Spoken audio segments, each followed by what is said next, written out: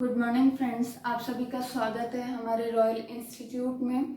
Last class में हमने friends बात की थी मेल और फीमेल रिप्रोडक्टिव ऑर्गन्स के बारे में। जो भी उनके पूरे ऑर्गन हैं उनके नाम देखे थे। अब आज हम उनके जो है थोड़ा डिटेल से देखेंगे फीमेल और जो सिस्टम है अपना उस पर। उससे पहले वाली क्लास में हमने थोड़ी और इस पर चर्चा की थी शॉर्ट में। आज थोड़ा डिटेल से देखेंगे। तो उसके लिए सबसे पहले एक यहाँ रफली सा डायग्राम है, इससे हम थोड़ा देख लेते हैं। तो ये वैसे डायग्राम हमारा गर्भाशय यानी कि बच्चेदानी का।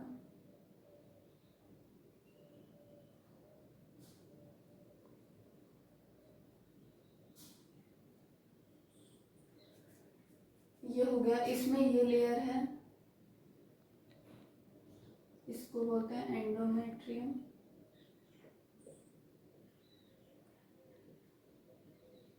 ये वाली लेयर हो गई हमारी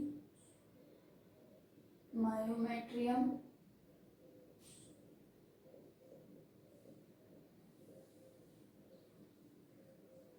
ये हमारे यहाँ पर हो गया ओवेरी। ये भी हमारा ओवम ही है। ये हो गया स्पर्म। ये हो गया हमारा जाइगोट।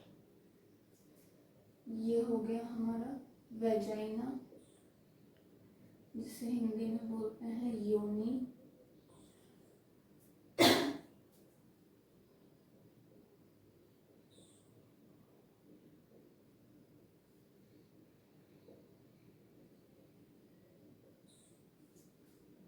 इस डायग्राम से हमें दो तीन चीजें क्लियर हो रही हैं। इस डायग्राम से हमारी दो तीन चीजें क्लियर हो रही हैं। ये जो डायग्राम है वैसे तो है गर्भाशय यानी कि बच्चेदानी का, और दो चीजें, ये है हमारा बच्चेदानी का मुंह।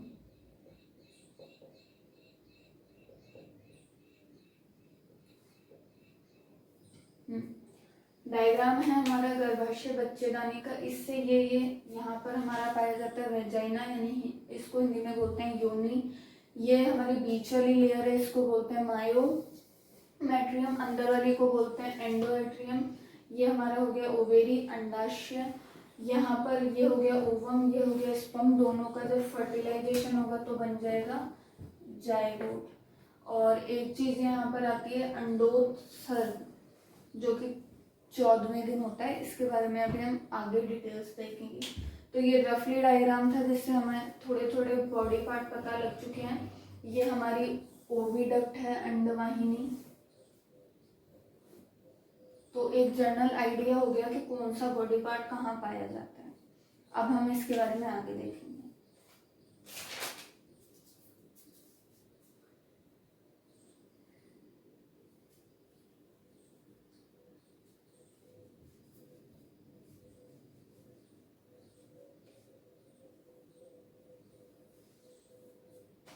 अब हम फीमेल का जो है सिस्टम है वो ले रहे हैं। तो उसमें सबसे मेन चीज आती है मैच्योरेशन साइकिल, जिसके बारे में हमने पहले भी बात की थी, लेकिन वो हमने शॉर्ट में की थी। तो आज हम थोड़ा डिटेल से देखेंगे।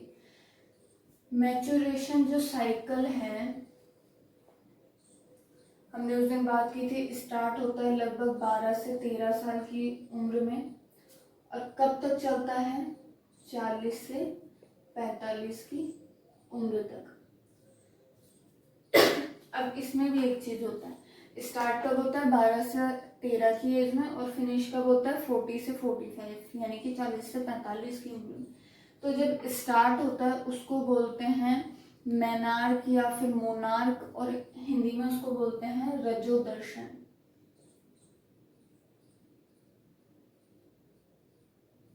रजोदर्शन या फिर मोनार्क भी बोलते हैं। और फिनिश होता है, इसको बोलते हैं रजोनिवृत्ति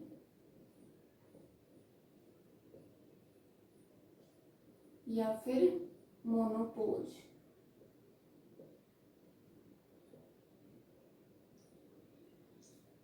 मीनोपोज भी बोलते हैं, मोनोपोज भी बोलते हैं। तो ये दोनों हो गया हिंदी इंग्लिश में। अब मैंने बताया था उस दिन कि ये हर 26 से 28 दिन में क्या होता है, रिपीट होता है, यानी एक साइकिल 26 से 28 दिन में कंप्लीट होता है हमारा। ठीक है, चलता कितने दिन है, 3 से 6 दिन ये चलता है, किसी में 3 दिन, किसी में 5 दिन, किसी में 6 दिन। तो ये हो गया, स्टार्ट होता है 12 से 13, मोनार्क या रजोदर्शन बोलते हैं, खत्म होता है 40 से 45, रजोनिवृत्ति या मोनोपोज मीनोपोज बोलते हैं। 26 से 28 दिन में ये रिपीट होता रहता है और 3 से 6 दिन तक ये लगभग चलता है। और उस दिन मैंने आपको बताया था कि ये जरूरी क्यों होता है, ताकि अंडाणु निर्माण हो पाए और उसका परिपक्वन हो पाए, इसलिए ये इम्पोर्टेंट है और जनन के लिए बहुत ज़्यादा इम्पोर्टेंट होता है। अब आगे हम बात करेंगे, ये वैसे तो होता है 2 चरणों में, इसके चरण 2 होते हैं, लेकिन प्रावस्थाएं पाई जाती है इसमें 4, जिसके बारे में हम देख लेते हैं।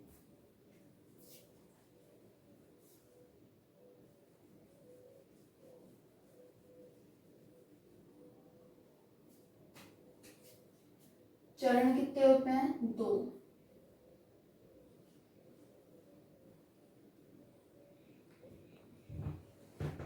पहले में क्या आता है, अंडाशय में होने वाले परिवर्तन।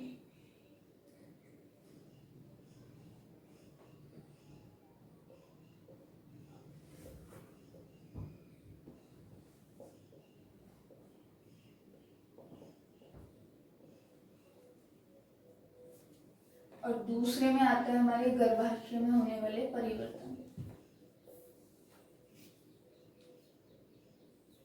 दो चरण होते हैं मैच्योरेशन साइकिल के, जिसमें से पहले में आता है हमारा अंडाशय में होने वाले परिवर्तन और दूसरे में आता है गर्भाशय में होने वाले परिवर्तन। अब मैंने प्रावस्थाएं बताई 4 होती हैं, वो कौन कौन सी होती हैं देख लेते हैं। प्रावस्थाएं होती हैं हमारी 4। फर्स्ट है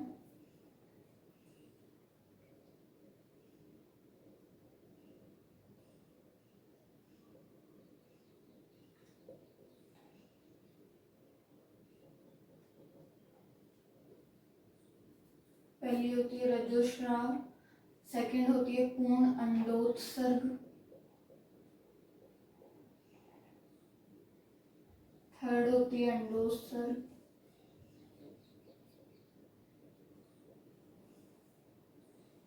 फोर्थ होती है पश्च अंडोत्सर्ग अवस्था।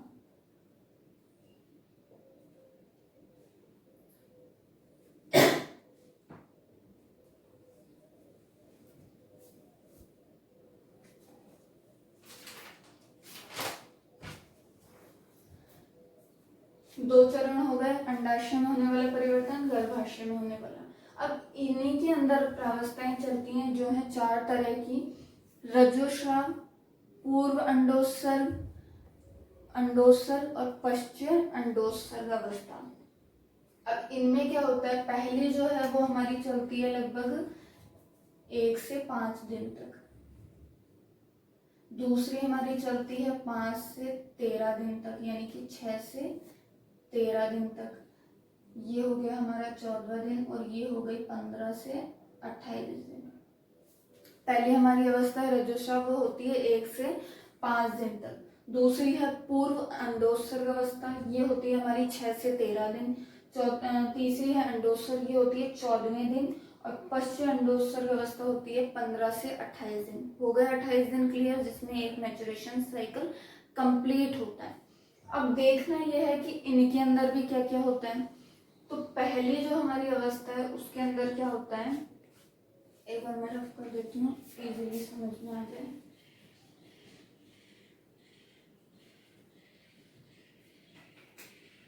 फर्स्ट है हमारी रजोस्राव अवस्था,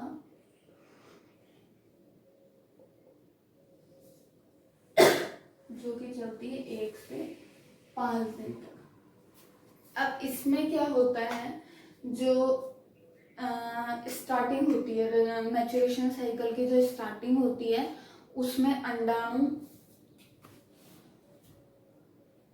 जो निषेचित नहीं हो पाए हैं, अंडाणु उत्तक के टुकड़े टुकड़े रक्त,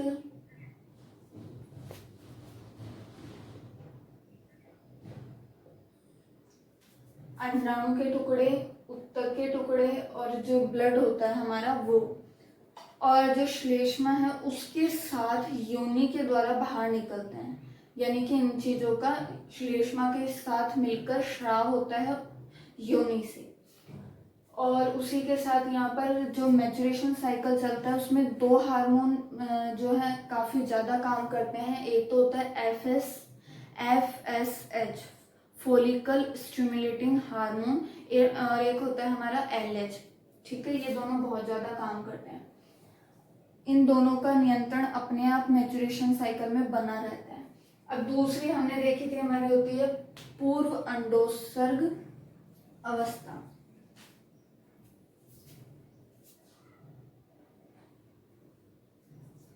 सेकंड कौन सी थी हमारी? पूर्व अंडोत्सर्ग अवस्था।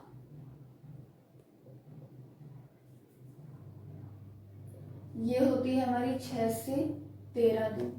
इसमें क्या होता है, जो इस अवस्था में दोनों हार्मोन अलग अलग वर्क करते हैं। जो हमारा FSH हार्मोन होता है उसका स्रावण कम हो जाता है, तो जो हमारी पुट्टिकाएं होती हैं, एक चीज और यहाँ पर आती है, जो हमारा अंडाशय होता है उसके अंदर डायरेक्ट कोई कोशिका नहीं बनती। उसका एक डायग्राम है, वो देख लेते हैं हम। उसमें पहले हमारे ये बनती हैं छोटी छोटी जो है पुट्टिकाएं बनती हैं। क्या बनती हैं? पुट्टिकाएं।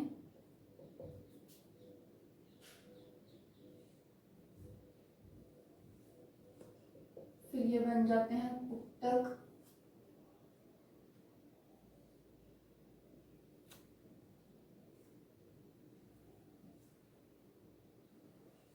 ये हो गई हमारी प्राथमिक पुट्टिका।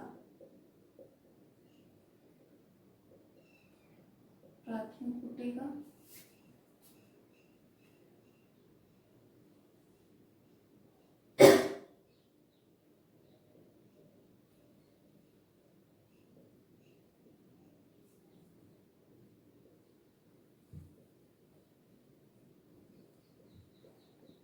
और ये होती है हमारी मेन द्वितीयक या फिर ग्राफियन पुट्टिका।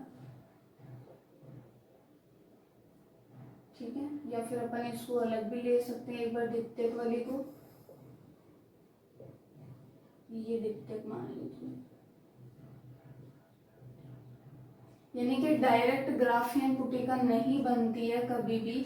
पहले छोटी छोटी पुट्टिकाएं बनती हैं, फिर ये मिलकर एक पुट्टक बनाती हैं, फिर ये थोड़ा डेवलप होती है तो प्राथमिक पुट्टिका बनती है, फिर ये और डेवलप होता है तो द्वितीयक पुट्टिका, और फिर ये और डेवलप होकर बनाती है ग्राफियन पुट्टिका। तो इस अवस्था में क्या होता है, जो ये ग्राफियन पुट्टिका है इसमें अगर FSH हार्मोन का स्रावण कम होता है तो बाकी जो पुट्टिकाएं हैं वो धीरे धीरे करके नष्ट हो जाती हैं। और एक हार्मोन मैंने बताया LH, उसका जब श्रावण बढ़ता है तो ये ग्राफियन पुट्टिका जो है वो बड़ी होती जाती है, वृद्धि करती जाती है। अब एक हमारी थर्ड आती है अंडोत्सर्ग अवस्था।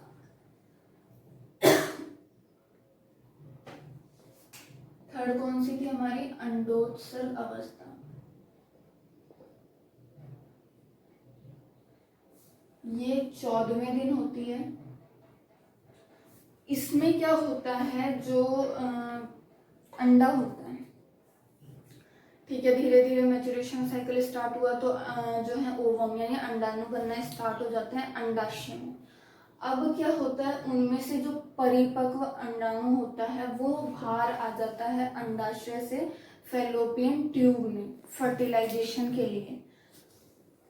तो वो किस दिन आता है? 14वें दिन बाहर आता है अंडाशय से। तो अंडाणु का अंडाशय से बाहर आना क्या कहलाता है? अंडोत्सर्ग। और ये किस दिन होता है? 14वें दिन।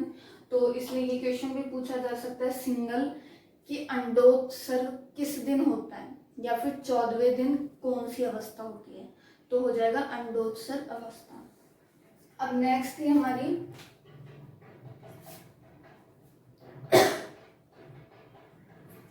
पश्च अंडोत्सर्ग अवस्था।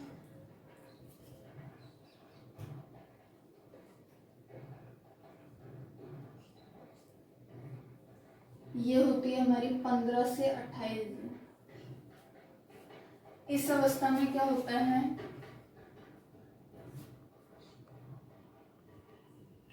हार्मोन दोनों सीक्रेट होते रहेंगे, FSH और LH दोनों सीक्रेट होते रहते हैं मैच्योरेशन साइकिल में पूरे टाइम में।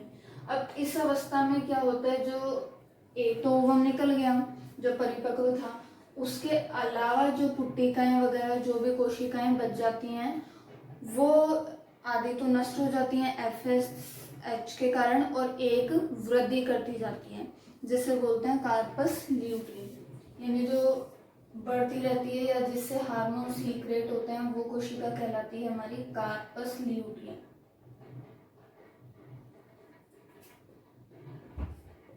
जो वृद्धि करती है वो क्या कहलाती है, कार्पस ल्यूटियम, और जो नष्ट होती जाती हैं, मतलब बढ़ती तो सभी हैं, जो एक रह जाती है वो कार्पस ल्यूटियम, और जो नष्ट होती जाती हैं उनको बोलते हैं कार्पस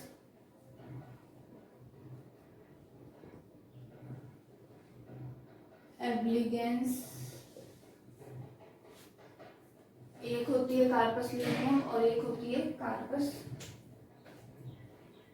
ये इतनी इंपॉर्टेंट नहीं है क्योंकि ये नष्ट हो जाती है। तो ये था 2 चरण होते हैं मैच्योरेशन साइकिल में, और प्रावस्थाएं होती हैं 4। अभी हमने क्या देखा, मैच्योरेशन साइकिल क्या होता है, कैसे होता है, और अगर डेफिनेशन पूछ ले मैच्योरेशन साइकिल की तो वो होती है, मैं लिख ही देती हूँ, स्त्रियों में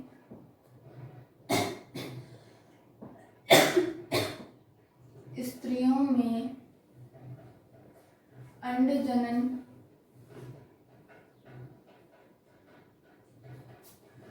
जनन के दौरान अंडाशय और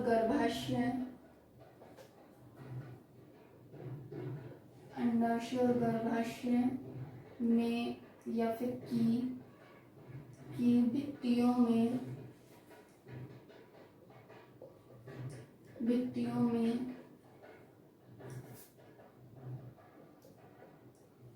जो चक्र चलते हैं, और ये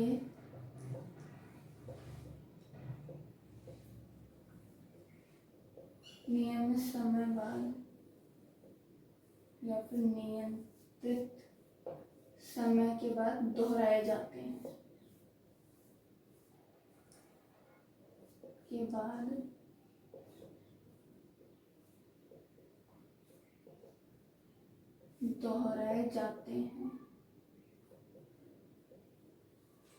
ठीक है।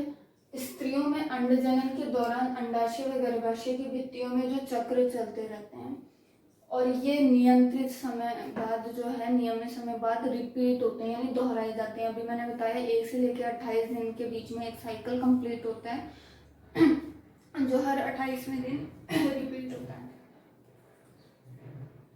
अब इसे क्या क्या कहते हैं, इसे रजोदर्शन भी कह सकते हैं, या फिर इसे मैच्योरेशन साइकिल भी कह सकते हैं। इसे अलग अलग नामों से जाना जाता है। उसके बाद 2-3 क्वेश्चन आते हैं जो इम्पोर्टेंट होते हैं, वो देख सकते हैं।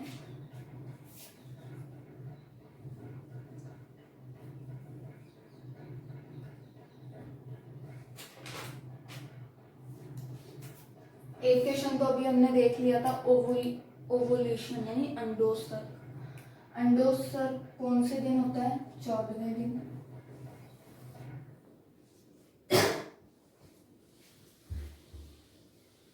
चौदहवें दिन हो गया हमारा अंडोत्सर्ग।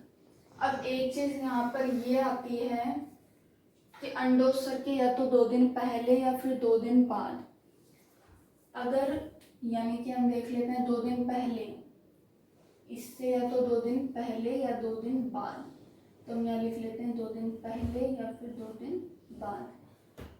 अंडोत्सर्ग के अगर 2 दिन पहले यानी 12वां दिन, और अंडोत्सर्ग के 2 दिन बाद यानी 16वां दिन, यानी ये जो हमारे पास टाइम होता है 12 से 16, ये जो टाइम होता है हमारे पास, उसमें अगर कोई भी मेल या फीमेल कोई भी सेक्सुअल कांटेक्ट में आते हैं या कोई भी सेक्सुअल एक्टिविटी होती है, तो इस 12 से 16 के बीच में एक सिचुएशन आती है, अगर वो कंडीशन हो तो उसे हम बोलते हैं प्रेगनेंसी।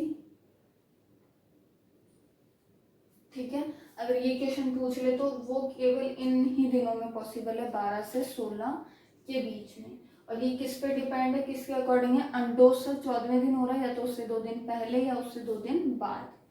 अब एक क्वेश्चन और आता है, फिर मान लीजिए अगर ये हो गया तो इसके बाद यानी निषेचन हो चुका है यहाँ पर, अब हमारा फर्टिलाइजेशन हो गया। अब फर्टिलाइजेशन के 7 दिन बाद, 7 दिन बाद एक कंडीशन लागू होती है यहाँ पर। एक कंडीशन वो ये होती है कि अगर 7 दिन बाद आरोपण, इम्प्लांटेशन जिसे हम बोलते हैं, इम्प्लांटेशन, फर्टिलाइजेशन के 7 दिन बाद आरोपण की क्रिया होती है। आरोपण की क्रिया को इंग्लिश में इम्प्लांटेशन बोलते हैं। अब इसमें होता क्या है, जो हमारा ओवम होता है, ओवम या फिर जो हमारा जायगोट है, हमारा जायगोट है वो यूटेरस से जाकर चिपक जाता है। यानी कि जो हमारा युग्मन है, जायगोट है, वो हमारे गर्भाशय यानी कि यूटेरियस से जाके चिपक जाता है। इस क्रिया को बोलते हैं आरोपण, इंग्लिश में इम्प्लांटेशन। अब ये जुड़ता किसके द्वारा है, तो हमने एक नाम सुना है प्लेसेंटा, जिसे कहते हैं, उसके द्वारा ये जायगोट यूटेरियस यानी गर्भाशय से जुड़ता है। इस क्रिया को बोलते हैं आरोपण। ठीक है, ये हो गया हमारा। अब 2 क्वेश्चन और आ सकते हैं यहाँ पर। एक प्रोसेस होती है जिसको हिंदी में बोला जाता है मादा नसबंदी। मादा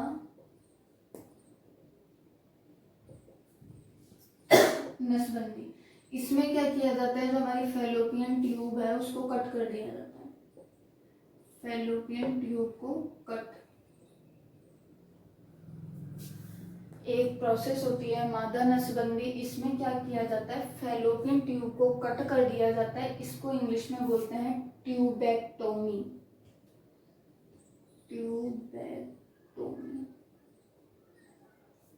तो ये क्वेश्चन पूछा जा सकता है, मादा नसबंदी को क्या कहते हैं, ट्यूबेक्टोमी, या फिर इसमें किससे कट किया जाता है, फैलोपियन ट्यूब को।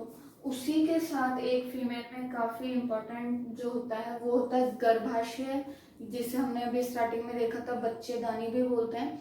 बच्चेदानी का कैंसर, जिसे इंग्लिश में बोला जाता है सर्विक्स, यानी बच्चेदानी, सर्विक्स कैंसर।